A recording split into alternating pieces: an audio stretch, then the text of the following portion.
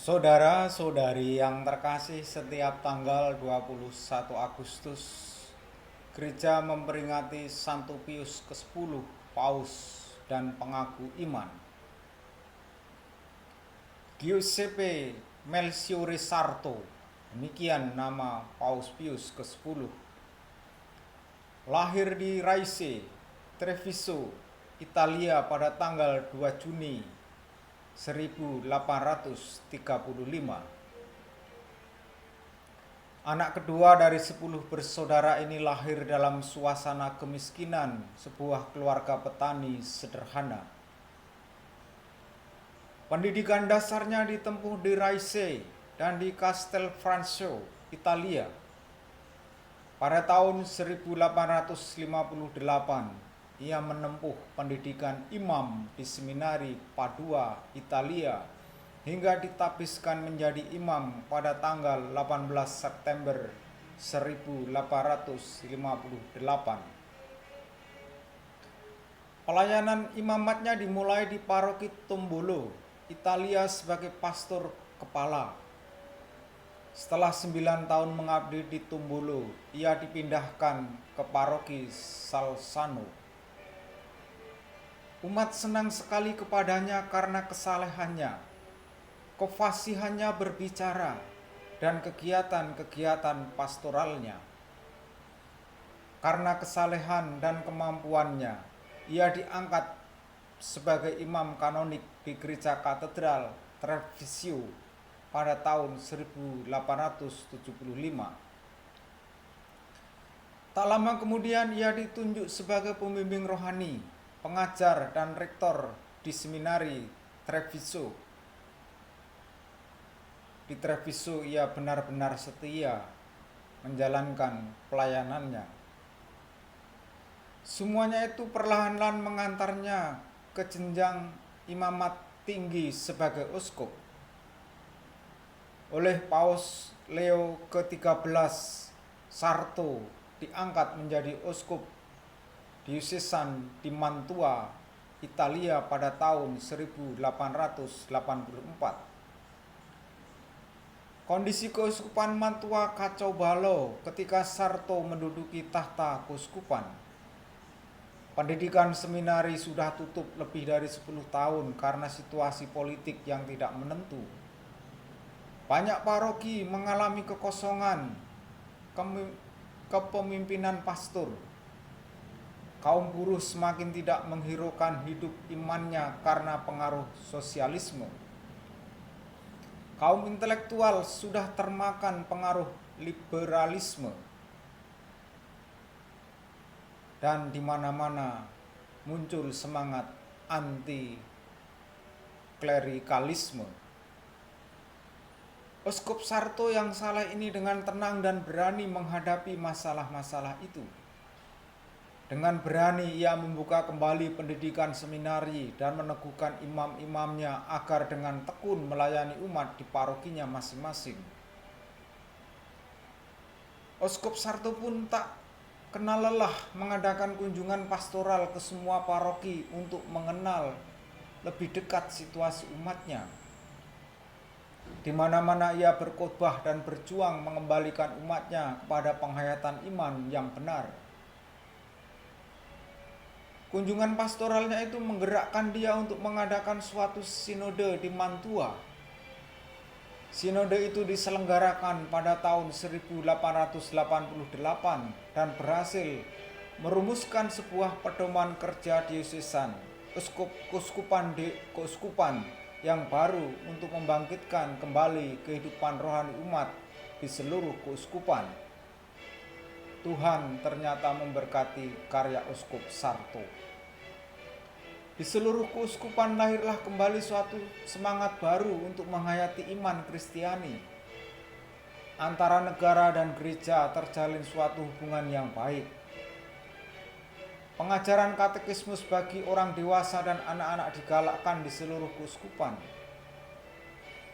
Perkawinan Katolik ditegakkan kembali dan anak-anak sudah bisa menerima komuni pertama sejak masa remajanya.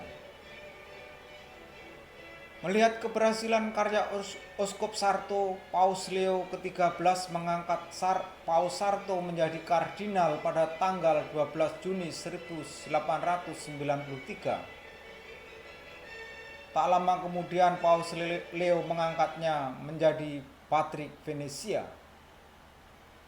Di Venesia, Paus Sarto tidak menemui banyak masalah. Namun ia mengadakan beberapa pembaharuan di bidang pendidikan seminari, musik liturgi, dan metode pewartaan.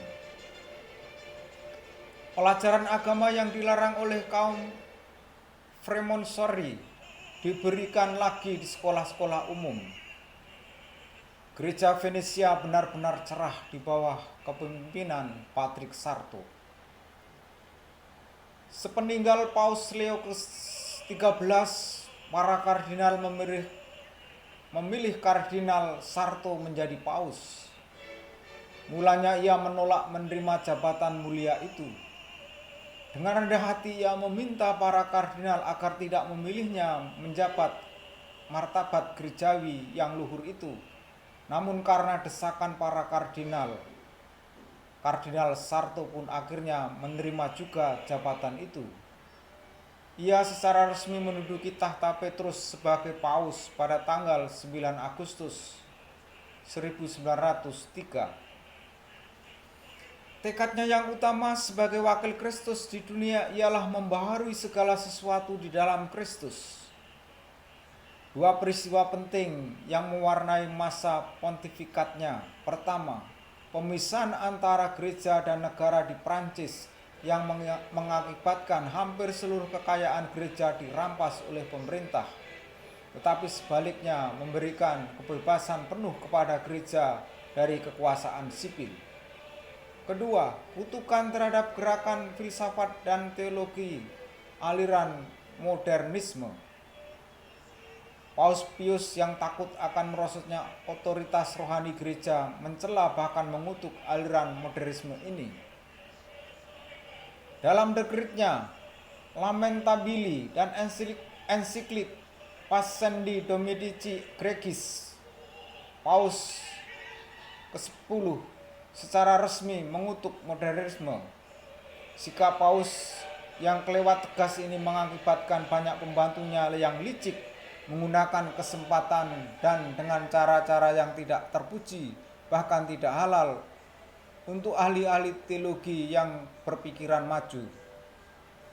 Terhadap kegiatan kerasulan awam, khusus di bidang sosial dan politik, Pius selamanya bersikap curiga.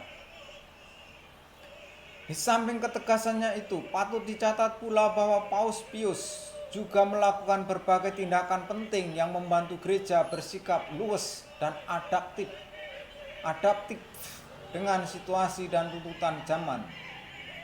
Misalnya, kodifikasi hukum gereja, reorganisasi dan modernisasi Kuria Roma, pendidikan lembaga studi dan pendidikan kitab suci, dan usaha membaharui terjemahan kitab suci dalam bahasa Latin, Vulgata, diselesaikan pada tahun 1979. Ia berusaha keras menghidupkan ibadat umat, terutama musik liturgi, mengajak umat untuk menerima komuni kudus sesering mungkin, bahkan setiap hari. Ia juga memajukan devosi kepada Santa Perawan Maria. Meskipun ia seorang paus, namun ia tetap sederhana dan sayang pada umat. Semasa hidupnya ia beberapa kali menyembuhkan beberapa orang dari penyakitnya secara ajaib. Sebelum meninggal dunia, dalam surat wasiatnya ia menulis, "Saya dilahirkan miskin, saya hidup miskin, dan saya ingin mati secara miskin pula." Beliau meninggal dunia pada tanggal 20 Agustus 1914 di Roma, 2 minggu setelah pecah Perang Dunia Pertama. Segera setelah ia meninggal, terdengar banyak permintaan agar dia dinyatakan kudus oleh gereja, dan peringatannya setiap tahun diperingati tanggal 21 Agustus. Selamat kepada saudara-saudari yang menggunakan pelindung Santo Pius, dan semoga teladan Santo Santa kita menguatkan perjalanan hidup kita, dan Santo Santa kita menjadi pendoa bagi kita yang masih berziarah di dunia. Tuhan memberkati kita semua. Amin.